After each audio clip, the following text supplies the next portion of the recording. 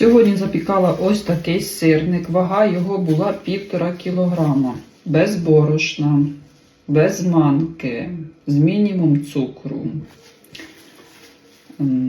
Секрет простий. Ось така допоміжна суміш, яка називається сирничок. Таку пачечку я беру на кілограм сиру.